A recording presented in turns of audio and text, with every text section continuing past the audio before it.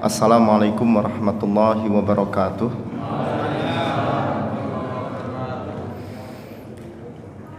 Alhamdulillahilladzi khalaqa kulla syai'in faqaddarahu taqdira wa atqana ma syara'ahu wa ma sana'ahu hikmatan wa tatbira. Asyhadu an la ilaha illallah wahdahu la syarikalah wa asyhadu anna Muhammadan abduhu wa rasuluhu la nabiyya ba'dah. Allahumma salli wa sallim ala nabiyyina Muhammad wa ala alihi wa ashabihi wa man tabi'ahum bi ihsanin ila yaumiddin, amma ba'd. Bapak-bapak, ibu-ibu, hadirin dan hadirat yang dirahmati dan dimuliakan Allah Subhanahu wa taala, mari kita bersyukur, memanjatkan segala puja dan puji hanya semata-mata kepada Allah Subhanahu wa taala. Pada malam yang dimuliakan Allah ini, kita kembali bermuajahah, kembali talabul ilmi. Ini adalah Rahman Rahim yang Allah limpahkan dan berkahi dalam setiap langkah kehidupan kita. Salawat dan salam semoga tercurahkan kepada Rasulullah Muhammad SAW yang telah menuntun dan menjadikan kehidupan kita penuh dengan keberkahan. Tidak ada keberkahan kecuali keberkahan itu didapat hanya karena mengikuti tuntunan, dan tidak ada kemurkaan kecuali kemurkaan dalam hidup itu dikarenakan kita jauh dari tuntunan-tuntunan yang diajarkan Rasulullah untuk kehidupan kita. Di antara sekian banyak tuntunan yang Allah dan Rasulnya berikan dalam hidup kita adalah zikral maut, yaitu mengingat al-maut yang kita sering kenal dengan istilah kematian. Kematian ini adalah bagian yang tidak akan pernah diketahui oleh siapapun dari makhluk ciptaan Allah, kecuali wewenang kematian itu hanya ada pada sisi Allah. Jadi nggak ada orang yang bisa tahu kapan kematiannya. Dukun, tukang santet, apalagi ya, orang-orang pintar, al-munajjim, yang kita sering sebut dengan orang-orang yang dikenal dengan peramal. Dia bisa meramal jodoh, dia bisa meramal rizki, dia bisa meramal apapun yang menjadi kebutuhan hidup manusia. Tapi tolong coba ramal kapan kematiannya. Jadi bapak dan ibu, kalau masih mendengar ada sahabat, kerabat, saudara, tetangga, siapapun lah yang menyatakan kalau ada orang yang bisa meramal sesuatu, katakan kepada yang meramal itu, tanyakan kepada dirinya kapan dia mati. Kalau dia bisa menjawab, maka lebih baik dia mati lebih cepat, agar tidak menambah dosa dan menambah keburukan yang lanjutnya. Disinilah setiap manusia tidak akan pernah luput dari apa yang disebut dengan kematian, yang di dalam bahasa Arab dikenal dengan dha'iqatul maut. Dhaqa yadhuqu dhauqan, itu adalah merasa. Adhuqul ma, saya merasakan seteguk air. Ya, adhuqut ta'ama, aku merasakan nikmatnya sebuah makanan. Tetapi dalam firman Allah yang tertulis dalam surah Ali Imran pada ayat 185, Allah mengingatkan kita, kullu nafsin dha'iqatul maut. Kullu, setiap nafsin yang bernyawa, dha'iqatul maut, akan merasakan yang dikenal dengan kematian. Jadi kematian itu akan dirasakan, tapi kita tidak tahu kapan merasakannya. Kematian itu pasti akan datang, tapi kita tidak pernah tahu kapan kedatangannya. Kematian itu gaib, tidak dapat diketahui. Tetapi setiap yang bernyawa, yang berjiwa, dia pasti akan merasakannya. Kalau di situ menggunakan kalimat kullun, maka tidak ada yang tidak akan merasakan kematian. Pertanyaannya, kapan kita akan mengingat itu kematian? Ketika kita sehat, kita lupa mati. Ketika kita makan enak, kita lupa mati. Ketika duit kita banyak, kita lupa mati. Ketika harta kita berlimpah, kita tak takut mati. Ketika kita sedang menikmati sesuatu dengan keluarga kita, kita lupa kematian. Tapi begitu dokter memvonis, kita masuk ke rumah sakit, dari UGD langsung dirujuk masuk ke ruang ICU, nggak ada lagi yang diingat kecuali malaikat penjemput nyawa sudah semakin dekat. Itu kenapa kematian itu semakin dekat ketika kita dalam keadaan susah. Mengapa kematian itu akan semakin dekat ketika hidup ini berada dalam ad-dhiq, kesempitan. Jadi ketika kematian semakin sempit, kematian semakin mendekat kepada kita, dengan rizki yang semakin berkurang, kesehatan yang semakin menurun, rizki yang semakin habis, usia yang semakin bertambah, tubuh yang semakin lemah, maka seolah-olah dia semakin mendekat kepada Allah. Pertanyaannya, kenapa tidak dalam setiap waktu kita dalam keadaan dan dalam posisi mendekat dan selalu mengingat? Nah, di kelanjutan 185 dari surah Ali Imran tersebut, Allah mengingatkan kita, wa innama tuwaffawna ujurakum yaumal qiyamah. Wa innama tuwaffawna, waffa yuwaffi, wafa yafi, al-wafa, al-wafi yang mencukupi, al-wafat yang sudah dicukupkan. Berarti orang yang wafat, orang yang diwafatkan, itu adalah orang-orang yang sudah dicukupkan usianya. Kapan usia itu dicukupkan oleh Allah? Nggak ada yang tahu. Ya, apa yang sekarang kita cari? Yang pasti itu cuman mati. Yang semua kita cari tidak pasti. Anak tidak pasti, jodoh nggak pasti, harta tidak pasti, rizki tidak pasti, jabatan tidak pasti, tempat tinggal tidak pasti. Apa yang kita miliki dan apa yang kita pikirkan hari ini semua tidak pasti. Hari ini kita bisa mengatakan pasangan hidup kita, kita akan mengatakan, dikau adalah pasanganku sehidup semati. Tiba-tiba ibu ini divonis penyakit yang berat, lalu dokter kemudian memvonis kematian semakin dekat, lalu kemudian ajal pun akan semakin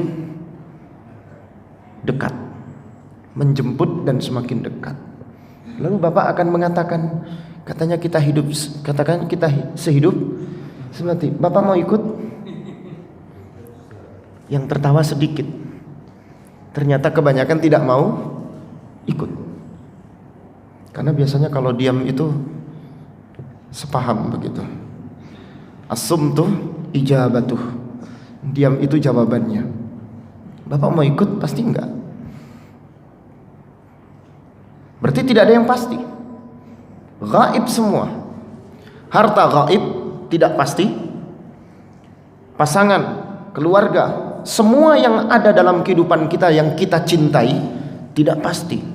Tetapi mengapa kecintaan kita kepada yang tidak pasti lebih jauh daripada kecintaan kita yang pasti?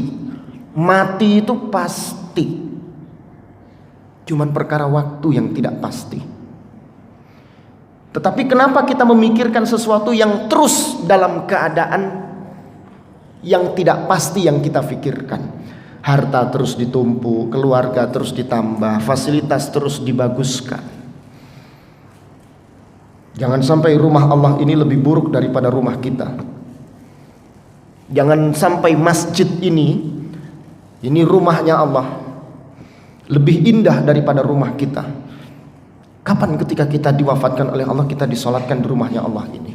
Dan rumah Allah ini yang kita yang bangun, kita yang fikirkan. Rumah Allah ini lebih megah daripada rumah kita. Merinding, Pak. Jadi kalau tempat tinggal kita lebih indah daripada tempat di mana kita ibadah, tempat di mana Allah meletakkan Baitullah, meletakkan inilah rumahnya Allah, maka kalau itu yang masih kita pikirkan, berarti kita masih mencintai sesuatu yang tidak selamanya menjadi milik kita. Ada kain kafan yang punya saku? Nggak ada. 1 rupiah pun, 1 dolar pun tidak kita bawa. Betul? Betul? Bisa nyaku sertifikat tanah? Enggak.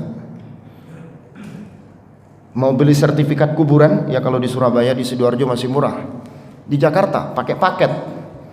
Mau ambil paket yang mana? Ya. Mau yang gold, yang silver? Jenengan boleh pilih.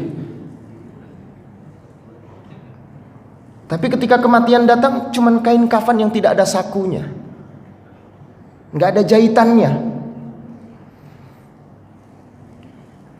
Tapi mengapa kecintaan kita ketika hidup di dunia, kita lebih mencintai yang tidak pasti, sementara yang pasti itu tidak pernah kita cintai. Belajarlah mencintai sesuatu yang selamanya tidak pernah akan menjadi milik kita. Belajarlah mencintai sesuatu yang tidak mesti selamanya yang kita cintai dia akan bersama dan menjadi milik kita. Pasangan hidup boleh kita cintai, tetapi tidak selamanya pasangan hidup ini akan selalu mencintai kita. Buktikan. Ibu yang meninggal dulu atau bapak yang meninggal dulu? Kalau tadi ibu yang jadi korban, sekarang bapak yang kita korbankan. Bapak yang bekerja sebagai pengusaha, ibu di rumah tangga. Berapa rumah bapak? Anak dan keluarga cuma 4, tapi rumahnya 8, kendaraannya 5. Tapi ketika bapak diwafatkan oleh Allah, bapak meninggalkan hutang piutang. Akankah hutang piutang ini segera dituntaskan, segera ditunaikan? Karena Allah tidak akan bertanya kepada mayit selama hutang piutangnya belum dituntaskan. Dan mayit akan menjadi bingung karena nggak ditanya malaikat, nggak dimasukkan ruang ujian, nggak ada ujian nasional itu, karena belum bayar SPP katanya, belum menunaikan hutang piutang. Apakah keluarga yang kita tinggali, apakah harta yang kita tinggali kepada pasangan hidup kita itu akan benar-benar menunaikan dan melunaskan hutang piutang yang telah kita tinggalkan ketika kita mati, ketika bapak-bapak ini mati? Bisa jadi keluarga berpikir, rumah yang di selatan itu nanti untuk anak yang pertama, rumah yang nomor 2 untuk anak yang nomor 2. Lalu yang selama ini kita pikirkan ternyata tidak mendatangkan kebaikan untuk hidup kita. Di sini usikum wa ya nafsi bitaqwallah. kita diajak untuk berpikir tentang apa yang sebenarnya mengingatkan kita tentang kematian, karena tuwafauna ujurakum yaumal qiyamah. Allah akan cukupkan ganjaran pahala kebaikan yang selama ini kita lakukan dalam kehidupan kita, hanya dicukupkan oleh Allah saat itu, ketika kiamat datang menjemput.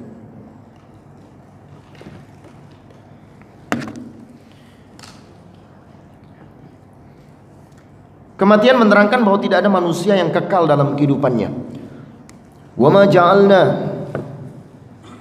li basharin, sekali-kali kami tidak akan menjadikan untuk kehidupan manusia itu al-khuld. Al-khuld itu adalah kekekalan. Wa ma ja'alna li basharin min qablikal khuld afa in mitta fahumul khalidun kullu nafsin dha'iqatu al-mauti wa nabluukum bisyarri wal khairi fitnah. Apakah ketika kalian diwafatkan, dimatikan, kita ini akan menjadi orang yang kekal? Allah menjawabnya tidak. Wa ma ja'alna li basyarin min qablika al-khuld. Tidak ada. Ma di sini bukan ma li syai' tetapi ma li nafi.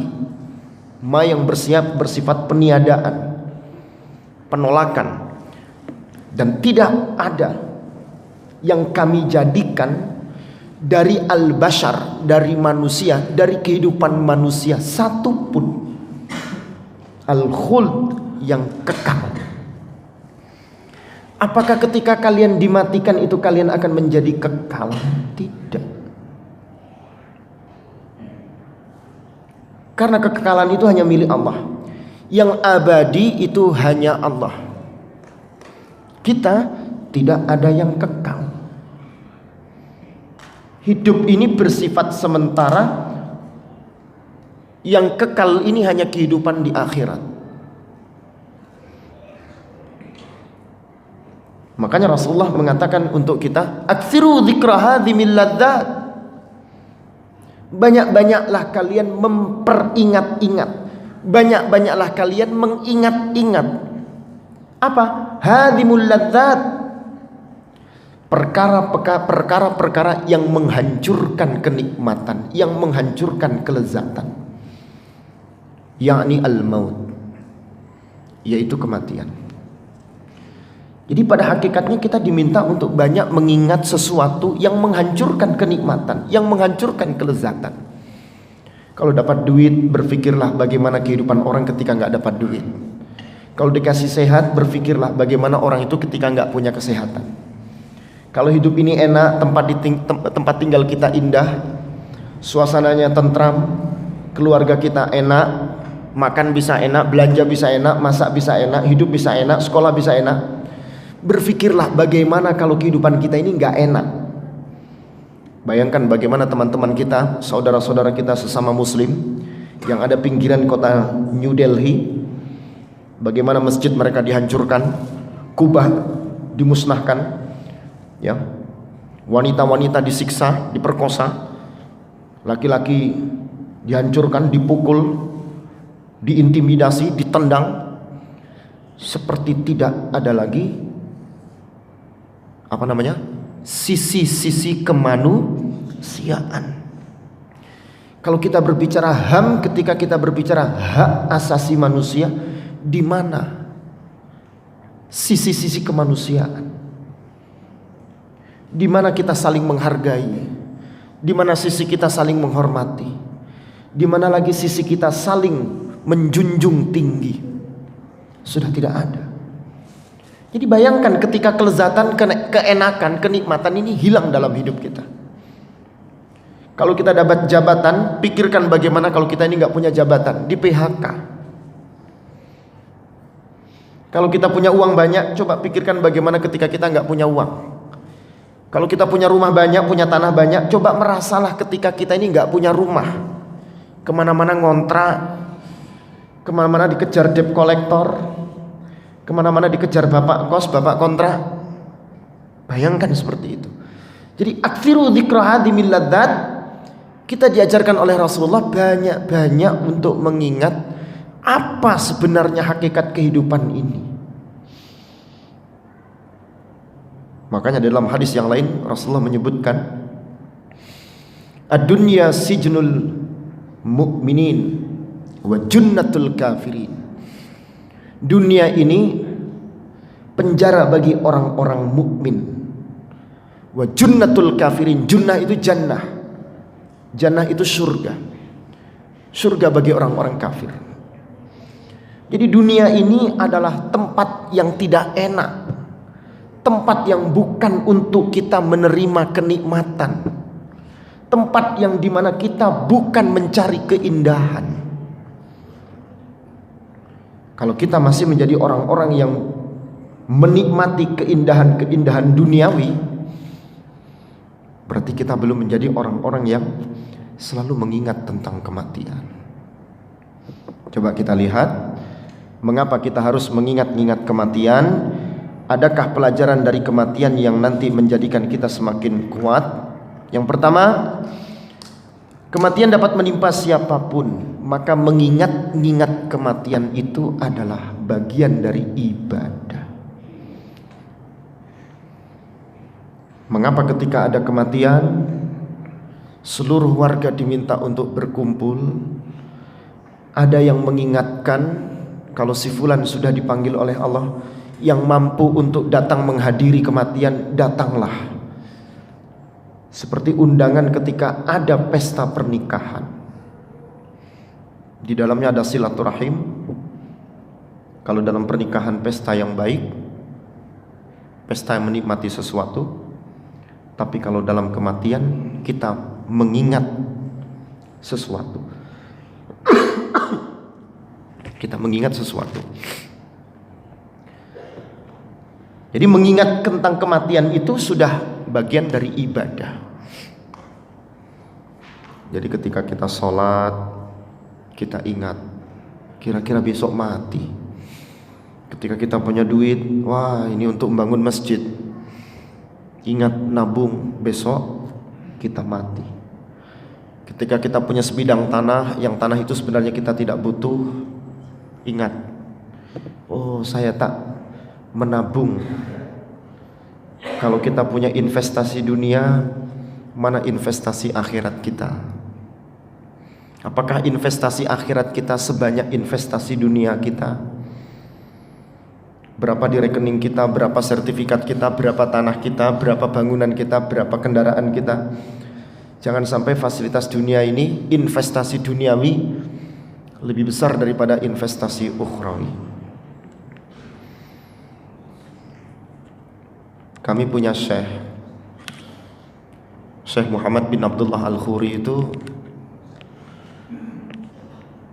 dia menghibahkan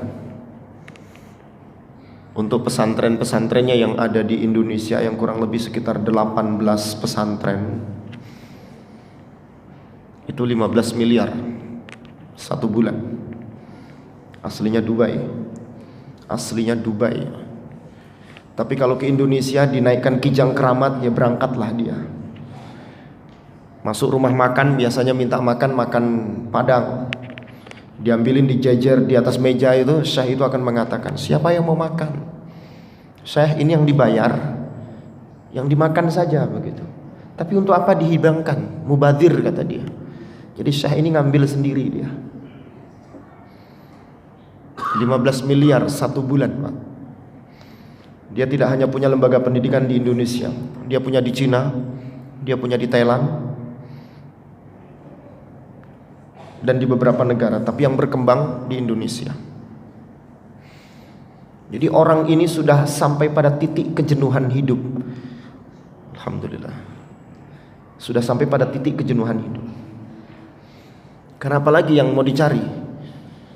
Air minum PDAM yang ada di Dubai itu milik anaknya. Jadi kalau lihat ada barjun-barjun di Dubai itu, ya sudah, itu milik dia. Jadi sudah sampai pada titik kejenuhan hidup. Makanya dinaikkan apapun ya oke, dikasih makan apapun ya oke. Dalam 1 tahun 3 bulan dia keliling, 3 bulan dia di Dubai, 3 bulan keliling, 3 bulan di Dubai. Kapan kita seperti itu? Dia membangun masjid lebih dari 6.000 di Indonesia ini, wilayah pesisir selatan. Yang mau bantuan masjid silakan, tapi syaratnya jarak antar masjid dengan masjid yang lainnya pastinya harus jauh. Lebih dari 6.000 masjid dikasih doktor honoris causa itu dari beberapa universitas, termasuk kalau di Muhammadiyah ada Universitas Muhammadiyah Surakarta. Itu hebat itu. Kapan kita seperti itu coba? Penampilannya tidak seperti syekh, kadang pakai topi, pakai levis, necis begitu. Jadi dengan ketemu samar, wah ini bukan syekh ternyata. Jenggot aja nggak ada barangnya. Jenggot ini kan ada jenggot aksesoris, ada jenggot ideologis ya. Mohon maaf yang berjenggot ini, saya juga berjenggot, tapi mungkin jenggotnya ideologis lah, jangan jenggot aksesoris ya. Beliau enggak. Sekolahnya Amerika, S2-nya. Jadi gaya berpikirnya sudah luar biasa, amal jariyahnya luar biasa. Nah ini orang-orang yang seperti ini, yang diingat itu kematian. Untuk apa saya punya sesuatu, enggak dibawa mati. Jadi ngelihat ustadznya kecelakaan, dia bantu. Melihat muridnya ada yang cacat, dia bantu. Melihat muridnya yang pintar mau belajar, dia bantu. Dia selalu mengeluarkan untuk ke Madinah, setiap tahunnya itu 10 mahasiswa berangkat ke Madinah dibiayai. Kapan kita seperti itu? Usikum wa ya nafsi bitaqwallah. Yang kedua, kematian pasti terjadi, maka khusyuklah dalam ibadah. Ibadah ini luas. Kita bekerja ibadah. Ibadah ini bermakna am, bermakna umum. Setiap kebaikan yang kita lakukan ibadah. Ada ibadah mahdah, ada yang ghairu mahdah. Ibadah mahdah ya yang ada syariatnya, salat, puasa, zakat, haji, umrah, ibadah mahdah. Yang aturan ketentuan syariatnya ada. Yang ghairu mahdah, semua kebaikan yang kita lakukan itu ibadah. Melihat ada kotoran di karpet kita, ada kotoran cicak atau ada sampah, kita ambil, kita angkut, itu ibadah. Habis kajian begini ada yang lupa tidak membawa kotoran dari bungkus makanannya, lalu ada yang mengambilnya, itu sudah ibadah. Tapi yang dibutuhkan ketika kita melaksanakan ibadah, kematian yang pasti terjadi, ini menjadikan kita lebih khusyuk untuk ibadah. Bayangkan coba, kira-kira kalau kita ini tiba-tiba lumpuh, tiba-tiba gak bisa apa-apa, tiba-tiba sakit, tiba-tiba migran, tiba-tiba kepala ini berat, ngomong ini pelat, gak bisa ngapa-ngapain, atau kita habis kecelakaan, kakinya patah, tangannya patah, kendaraannya hancur. Begitu kita sholat, itu khusyuk gak? Khusyuk kan? Tapi mosok ya untuk khusyuk itu harus kecelakaan dulu. Masa untuk ibadah lebih enak itu kita harus dibuat gak enak dulu sama Allah? Bukankah ketika kita ke dalam keadaan enak, kita ini semangat untuk ibadah? Kenapa semangat untuk ibadah? Ingat kalau kita ini akan mati. Doanya kan, Rabbana atina fid dunya hasanah wa fil akhirati hasanah. Ya Allah, datangkanlah kepada kami, berikanlah kepada kami dalam kehidupan dunia ini kebaikan. Bukan hanya dunia, wa fil akhirati hasanah, dan dalam kehidupan akhirat ini juga kebaikan. Tapi kita cuma mengambil hasanah di dunia, hasanah di akhirat enggak. Ada yang sebaliknya, mengambil hasanah di akhirat, hasanah di dunia ditinggalkan. Pak, enggak bekerja Pak, waktunya bekerja. Bu, rizki itu datang dari Allah. Pak, kok ibadah terus Pak? Beras di rumah tinggal 2 kilo. Tenang Bu, Allah itu sudah meletakkan rezeki untuk hamba-hambanya. Pokoknya saya berdoa kepada Allah, berdoa meminta kepada Allah. Saya ibadah kepada Allah. Tapi apakah ketika terus ibadah ini nanti rezeki beras itu nambah? Enggak kan? Di situ ada ikhtiar. Tidak boleh berpikir dunia meninggalkan akhirat, juga enggak boleh terlalu berpikir akhirat dunia ditinggalkan. Harus imbang. Ada keindahan dunia, silahkan menikmati keindahan dunia, tapi jangan sampai keindahan dunia ini melalaikan kita untuk menikmati keindahan akhirat. Jadi kalau mendapatkan sesuatu yang indah dari kehidupan dunia, ini cuma di genggaman tangan, jangan dibawa dalam hati. Karena kalau sudah dalam hati, nggak bisa lepas dari tangan, nggak bisa lepas dari hati kita. Maka jadikan kematian ini menjadi penguat yang menjadikan ibadah kita lebih khusyuk kepada Allah Subhanahu wa taala. Kematian memaksa seseorang untuk memperbaiki kehidupannya. Wa nabluukum bisyarri wal khairi fitnah.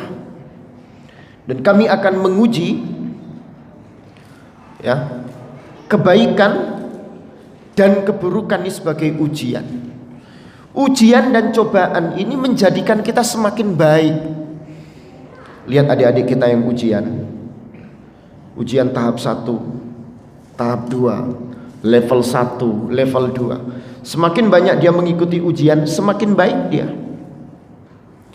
Jadi kalau Allah kasih ujian kita, ujian A, ujian B, ujian C, dikasih ujian anak, dikasih ujian kerja, dikasih ujian lingkungan, dikasih ujian kakak adik, dikasih ujian istri, dikasih ujian makanan, dikasih ujian penyakit. Semakin banyak ujian yang kita dapat, kalau kita lulus, semakin naik derajat dan martabat kita. Punya harta, tiba-tiba datang proposal. Alah, anak ini lagi yang datang. Besok lagi, siapa mbak? Itu pak, alah masjid ini lagi yang datang. Ya itulah ujian. Tapi kalau kita lulus dengan ujian kebaikan, maka kita ini semakin baik. Wong ujian ini diberikan oleh Allah untuk meningkatkan kebaikan hidup kita. Kadang-kadang ini kita berpikir dikasih ujian itu kita pesimis, down mentalnya, hilang semangat hidupnya. Padahal ujian hidup ini yang menjadikan derajat kita nanti semakin terangkat. Punya anak, punya cucu, nakalnya minta ampun. Walah nak, cucu. Perasaan anak bapak dulu nggak nakal seperti ini. Ujian. Tapi kalau kita sabar, cucu yang nakal ini pelan-pelan dia akan berubah menjadi yang baik. Makanya jadikan kematian ketika ini menjadi bagian dari ujian kita. Kita ditinggalkan oleh anak yang kita cintai, kita ditinggalkan oleh orang tua yang kita cintai, kita ditinggalkan oleh pasangan hidup yang kita cintai, kita ditinggalkan oleh orang-orang yang berjasa dalam kehidupan kita yang kita cintai. Jadikan kematian orang-orang yang ada di sekitar kita ini untuk memperbaiki kehidupan kita. Tidak ada yang tidak merasa kehilangan ketika dia ditinggal oleh seseorang, siapapun orang itu. Tetangga, keluarga, kerabat, orang tua, anak, pasangan hidup, siapapun. Tapi jadikan ini menjadi proses yang menjadikan kita semakin baik. Maka wa nabluukum bisyarri wal khairi fitnah. Kalimat nabluukum bala yablu, wa nabluukum wa nahnu nabluukum. Fi'il mudhari', simple present continuous tense. Pekerjaan yang continuity. Allah akan selalu menguatkan dengan keterus-terusan, keberlangsungan, keberlanjutan. Allah tidak akan pernah stop, tidak menguji kita. Siapa yang hari ini tidak diuji? Siapa yang hari ini tidak mendapatkan ujian Allah? Enggak ada kan? Semuanya dapat ujian. Kedatangan corona saja kita bingung sudah. Coba ya. Yang keempat, kematian menjadikan manusia tidak melakukan sebuah kezaliman.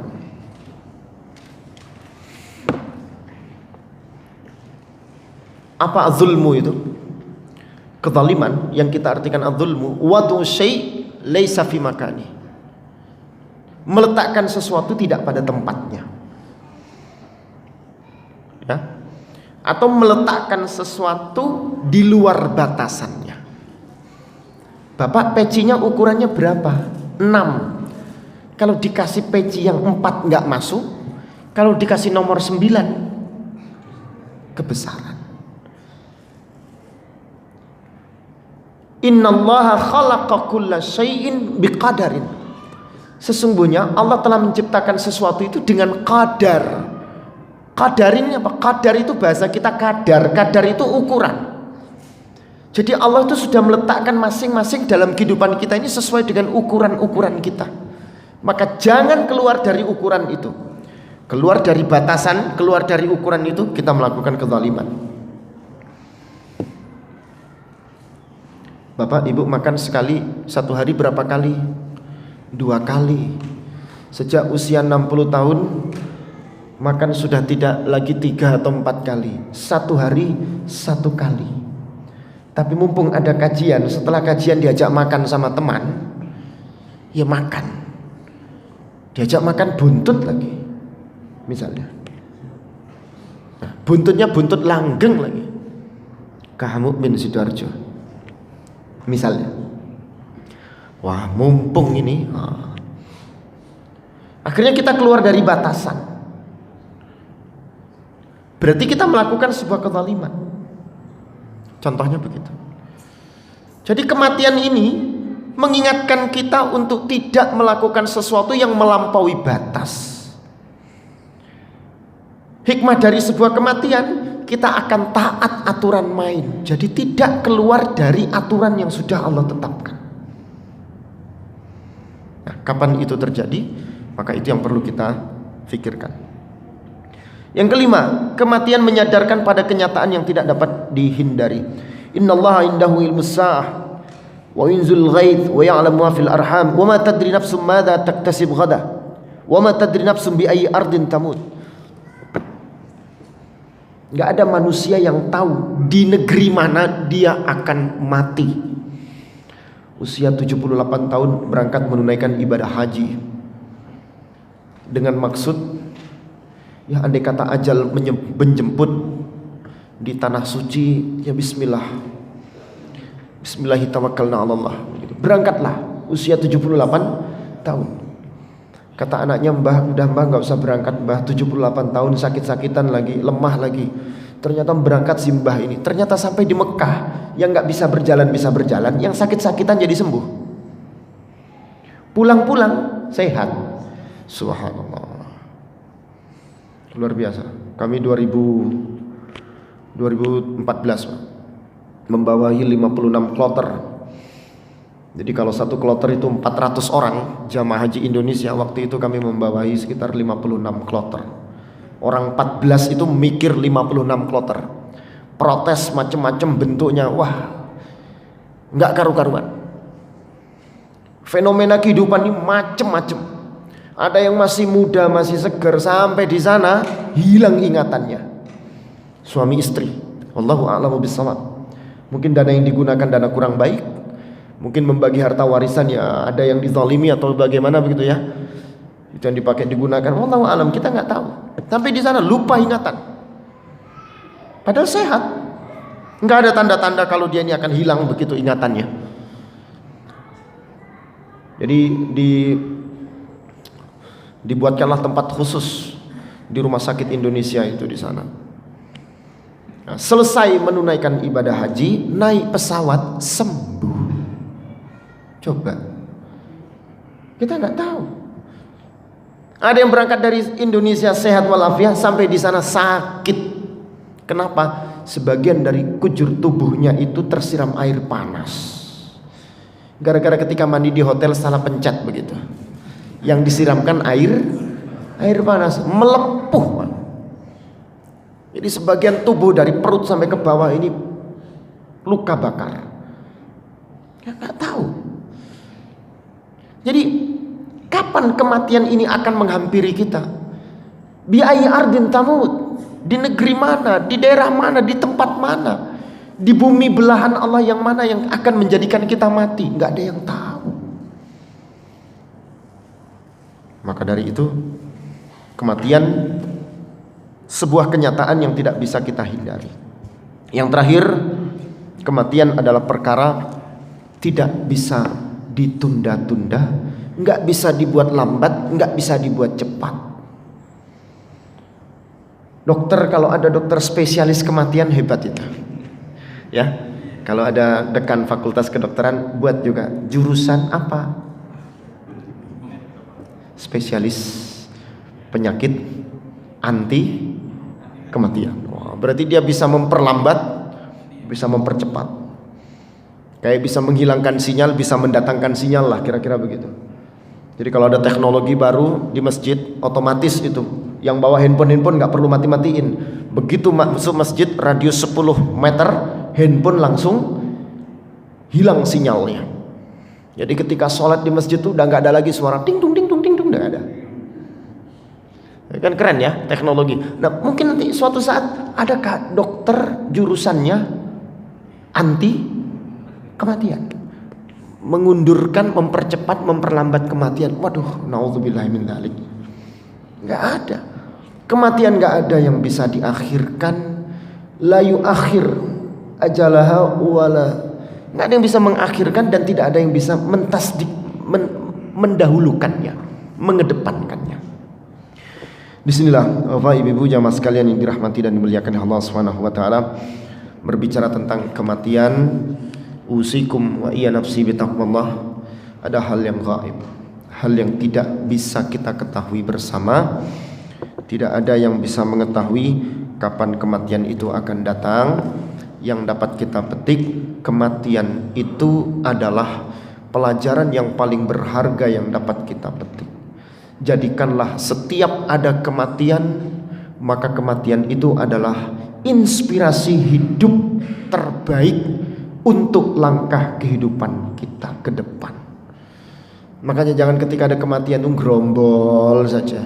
Yang sholat jenazah lebih sedikit daripada yang bertakziah. Coba lihat di kampung-kampung ini yang salah siapa? Yang salah ini yang mati, atau yang salah ini yang datang menghadiri upacara kematian, atau yang salah ustadznya yang memberikan tausiah kematian?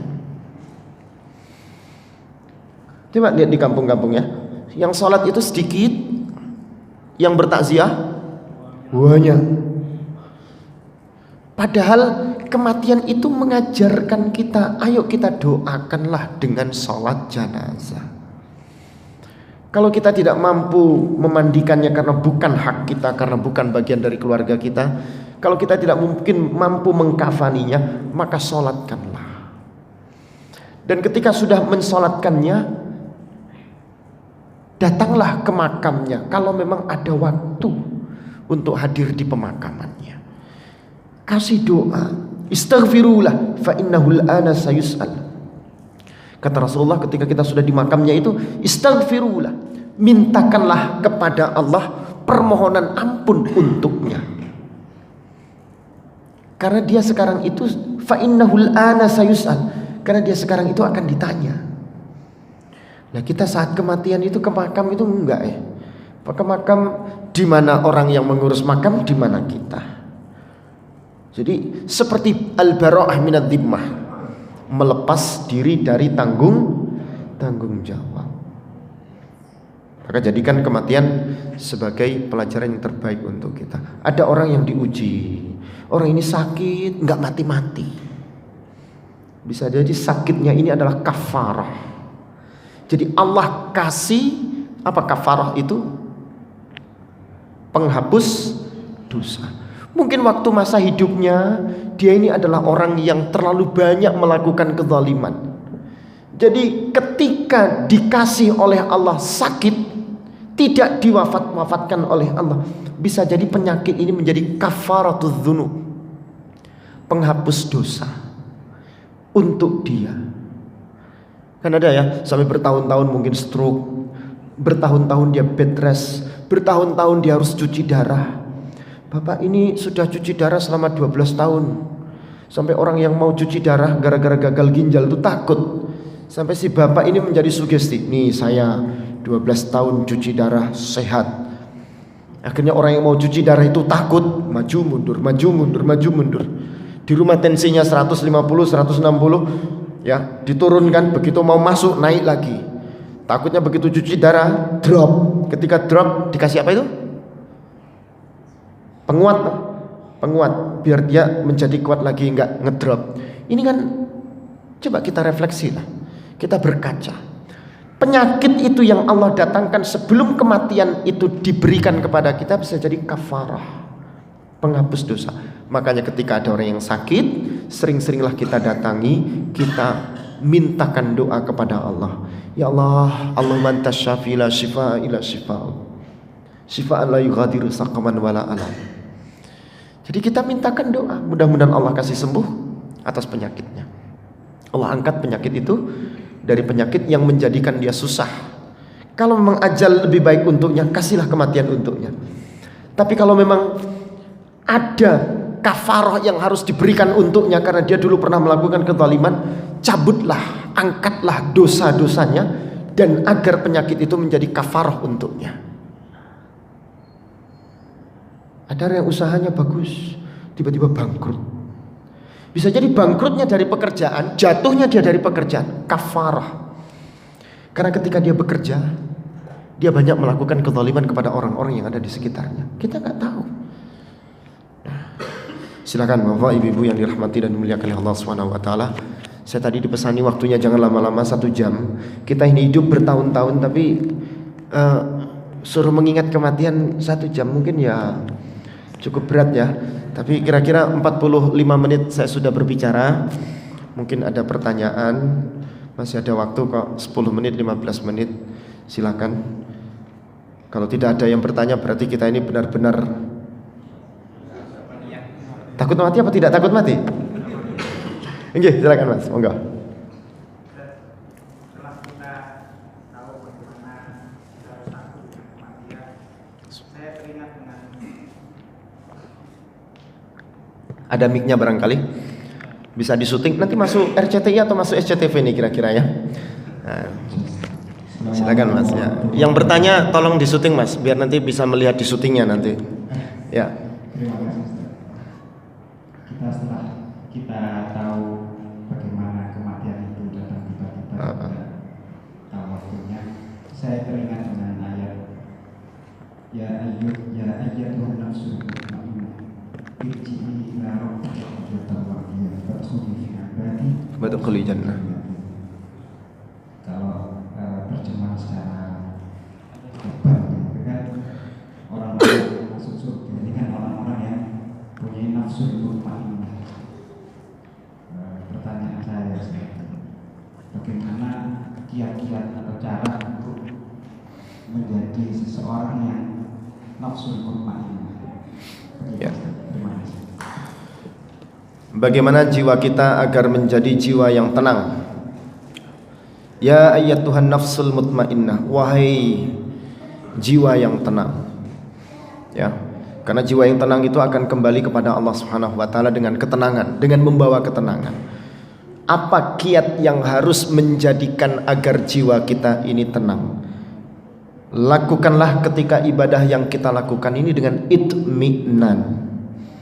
Al-mutmainnah itu dari kata-kata itma'anna yatma'innu itminanan. Al-mutmain berarti yang dalam keadaan tenang. Jiwa yang tenang, jiwa yang akan menghadap kepada Allah dengan mudah. Ya. Karena dimasukkan ke dalam surganya Allah dengan tenang. Caranya bagaimana? Jadikan ketika kita ibadah ini dengan itminan, dengan tenang. Apakah ketika kita ibadah ini mutmainnah? Orang mau ibadah ini kan belum tentu bisa tenang. Jalan dari rumah mau berangkat sholat tergesa-gesa karena sudah iqomah. Akhirnya yang jalan kaki jadi berlari, yang naik sepeda motor biasanya 20 km per jam jadi 80 km per jam. Yang biasanya naik roda 4 parkir bannya itu lurus jadi bengkok di depan. Kan bisa kelihatan itu. Kalau ada pengusaha biasanya parkirnya nggak enak, anak buahnya nggak berani ketemu. Kenapa? Juragan sedang tidak tenang, parkir bannya tidak pas, jiwanya nggak tenang. Caranya bagaimana? Ya banyak, ibadahnya lakukan dengan tenang. Kalau kita memberi apapun nominal, berapapun yang kita beri nominalnya, jadikan nominal itu menjadikan kita tenang. Kan yang bisa mengukur kita sendiri. Bapak punya penghasilan berapa satu bulan? Saya punya penghasilan 50 juta. Kira-kira 2,5% dari 50 juta berapa? Ibaratnya kalau kita makan satu hari dengan harga berapa? Kalau satu piring yang biasa kita makan dengan harga 25.000, tapi apakah pantas ketika kita menyuguhkan itu dengan angka itu? Jadi lakukan setiap ibadah yang kita kerjakan itu dengan tenang. Kalau kita memberi sesuatu, memberi barang, apakah barang yang kita beri itu mendatangkan ketenangan? Jenengan punya kendaraan, kendaraannya akan dijual. Tiba-tiba tetangga sendiri yang akan membeli, atau adik yang akan membeli, atau keluarga yang akan membeli, atau teman kerabat yang akan membeli. Berapa mas kendaraannya? Sudah tak beli. Ini aslinya masih 350 juta. Tapi saya sudah mempunyai akhirnya jadi 380 juta. Kapan coba kita jualan? Monggo sak kersone, jenengan punya uang berapa? Adanya berapa? Saya juga nggak butuh-butuh juga. Tapi kalau memang jenengan mampu, bayar dengan tuntas. Kalau nggak mampu, ya nggak apa-apa. Namanya juga jenengan senang. Kapan kita punya orang seperti itu juga? Pak, saya ini nggak punya tanah, katanya jenengan jual tanah. Iya. Berapa Pak kira-kira? Satu kaplingnya itu sekian. Oh, kok mahal Pak? Kalau ada uang dibayar mas. Kalau nggak ada, ya nggak apa-apa, adanya berapa dulu. Saya cuma punya 120 juta Pak. Nanti kekurangannya saya bayar 2 kali atau 3 kali boleh? Boleh. Coba cari orang yang seperti itu. Ketika kita mau menjadi orang hebat, kita melakukan sesuatu dalam perkara yang tidak biasa dilakukan banyak orang. Kan begitu ya? Jadi kan mau jualan peci. Kalau kita menjual peci seperti peci-peci yang umumnya dijual orang, nggak laku. Mau jualan baju koko, mau jualan sarung, kalau menjual seperti kebanyakan orang jual, nggak laku. Tapi kalau kita melakukan seperti yang tidak banyak dilakukan oleh banyak orang, di situ kita hebat. Ustadz bawa tim, coba ada 2 tim, murid, mahasiswa. Bapak dosen yang baik kan, yang mengkaryakan mahasiswanya tuh. Coba bawa tim 2 ini. Belum menikah Pak. Ada yang punya anak soleh ini, dua-duanya ini. Coba senyumnya dilihat coba. Bukan asli Jawa loh ya, asli luar Jawa ini Pak. Jauh-jauh ngontraknya ini. Coba. Tapi jangan lupa nama YouTube-nya itu Eko Asmanto. Jangan lupa subscribe. Melakukan sesuatu yang tidak biasa dilakukan orang banyak. Kan itu yang kita cari. Dalam perkara ibadah juga begitu. Dalam perkara jual beli juga begitu. Semuanya kan ibadah. Jadi ketika orang jual beli ini mempersusah, mempersulit, memperbanyak keuntungan, kita enggak. Bapak jualan sapi? Iya. Saya kalau jualan sapi waktu Idul Adha saya tidak mengambil untung mas. Bahkan kadang-kadang saya rugi. Nah cari orang yang kayak begini-begini ini. Jadi saya mencari keuntungannya. Jualan sapi itu ketika mengambil keuntungan di luar bulan apa? Bulan haji itu diambil untung. Tapi ketika bulan haji dia nggak cari untung. Jadi ketika kita melakukan sesuatu dalam perkara ibadah, kita melakukan yang tidak banyak dilakukan orang banyak. Mau sholat yang tenang, ya lama, panjang, itu yang dicari. Kan ini. Nah, maka bagaimana jiwa kita biar menjadi tenang dan kita menjadi jiwa yang masuk ke dalam surganya Allah dengan tenang? Lakukan dalam perkara ibadah-ibadah yang mendatangkan diri kita ini tenang. Nah, menata hati jiwa menjadi tenang itu bukan hal yang mudah, Mas. Usikum wa ya nafsi bitaqwallah. Sama-sama belajar ya. Berat itu memang. Ya. Oke, monggo Pak, silakan.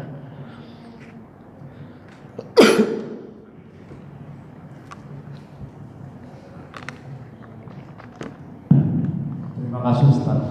Ustaz Iko Asmanto ini saya mengenalnya sebagai pakar ahli fikih muamalah. Tapi begitu ada undangan di Citra Harmoni mengambil tema mengingat kematian, buat saya kaget apa ada lucunya.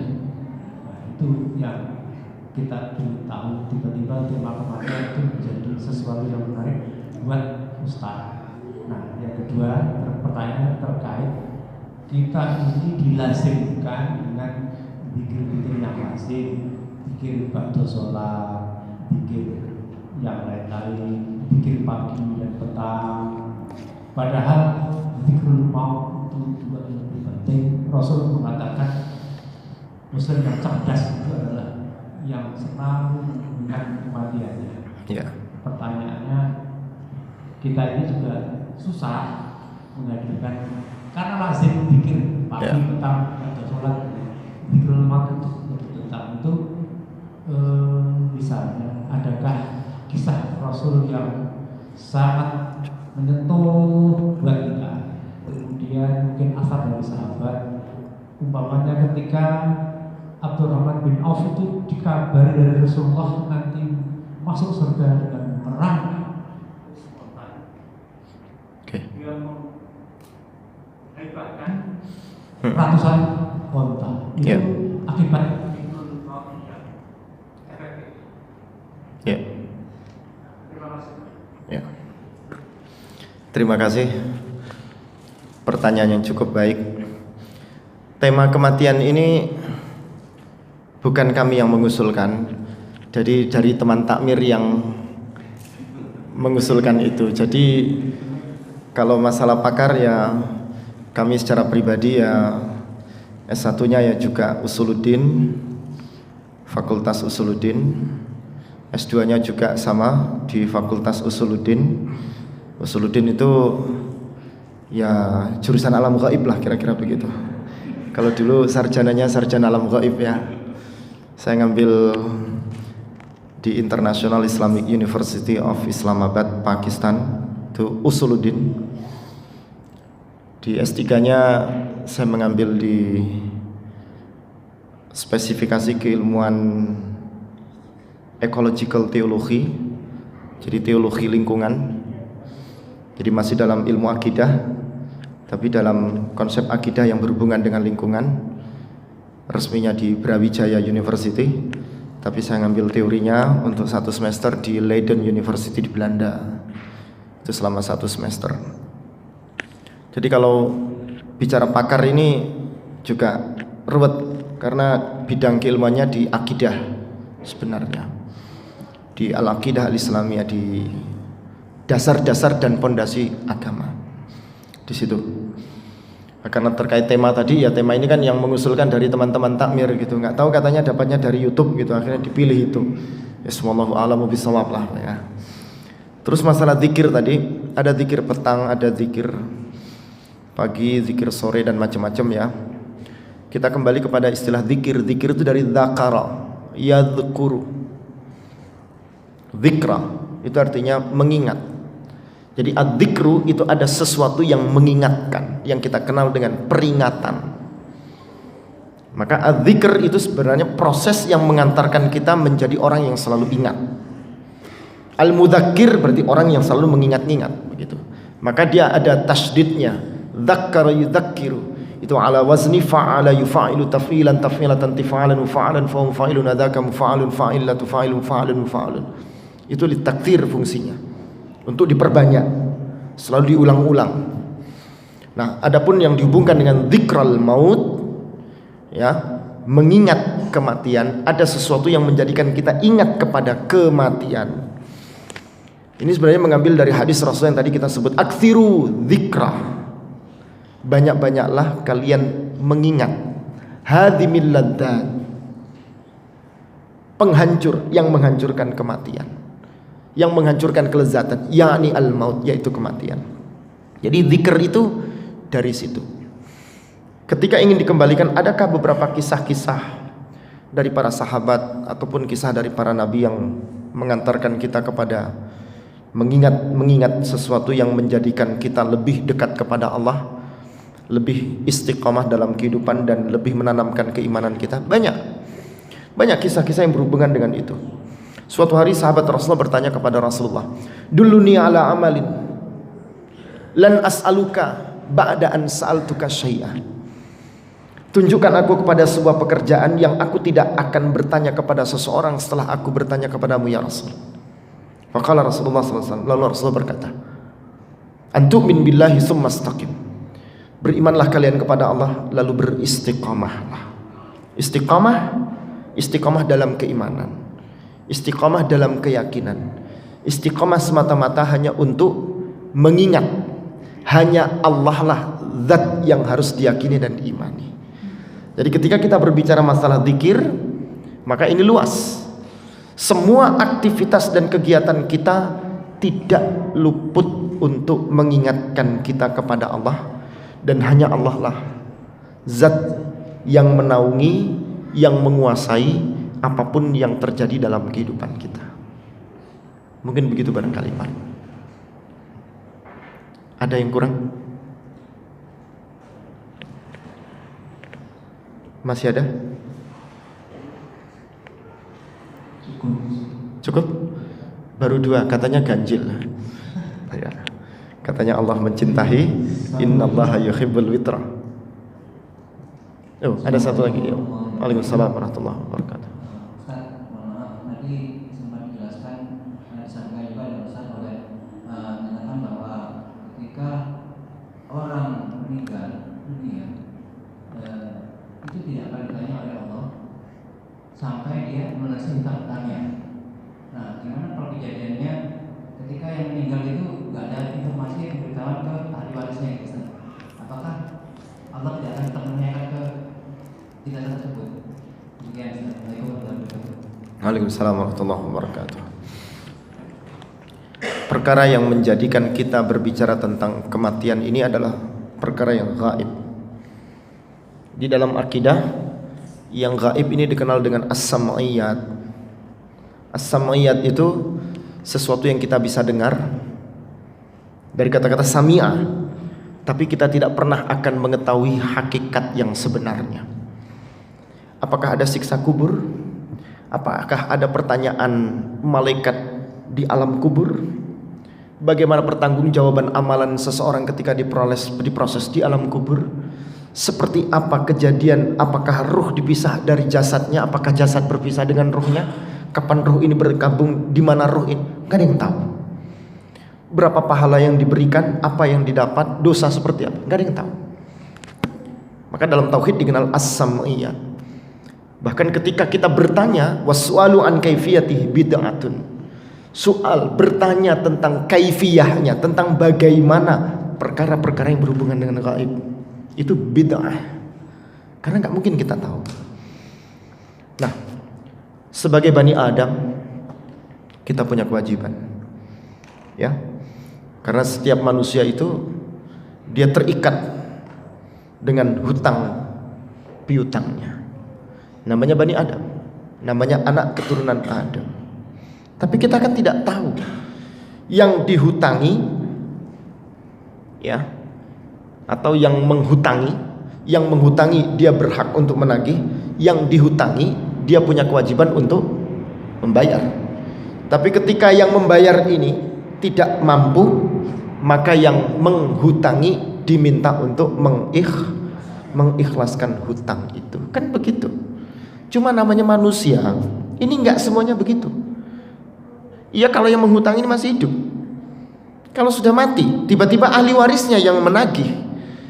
Dulu ayah saya pesan, kalau almarhum bapak Anda itu punya hutang sama almarhum bapak saya. Waduh, susah. Jangan ahli waris yang bertanya, lebih baik almarhum bapakmu dengan almarhum bapakku saling bertanya di alam kuburan, kan jadi begitu ya. Nah, perkara ini kita nggak ada yang bisa tahu. Dalam tauhid itu as-sam'iyat. Karena ini as-sam'iyat yang bisa kita dengar tapi kita nggak bisa tahu, kita serahkan kepada Allah Subhanahu wa taala. Berapa adab, seperti apa adabnya, bagaimana pahalanya, seperti apa dosa, bagaimana surga, bagaimana neraka, nggak ada yang tahu. Disinilah kami rasa jawaban itu jawaban yang insya Allah menjadi penguat dalam hidup kita ya. Bapak ibu jamaah sekalian yang dirahmati dan dimuliakan oleh Allah Subhanahu wa taala, alhamdulillah mudah-mudahan yang kita sampaikan di waktu yang singkat ini dapat menggugah hati kita untuk semakin mendekatkan diri kita kepada Allah. Usikum wa ya nafsi bitaqwallah. Tidak ada yang lebih mulia di antara kita kecuali kedekatan kita hanya semata-mata karena Allah Subhanahu wa taala. Dan kami hanya semata-mata mengingatkan, menyampaikan, dan secara tidak langsung kami juga berwasiat, tidak ada yang sempurna kecuali kesempurnaan itu hanya milik Allah, dan tidak ada kewajiban di antara kita kecuali di antara kita hanya saling mewasiatkan. Wa tawassaw bil haq wa tawassaw bis sabr. Mudah-mudahan bermanfaat. Akhirul kalam, mohon maaf atas segala kekurangan. Billahi taufiq fi sabilil haq. Nasrun minallah fatun qarib. Assalamualaikum warahmatullahi wabarakatuh.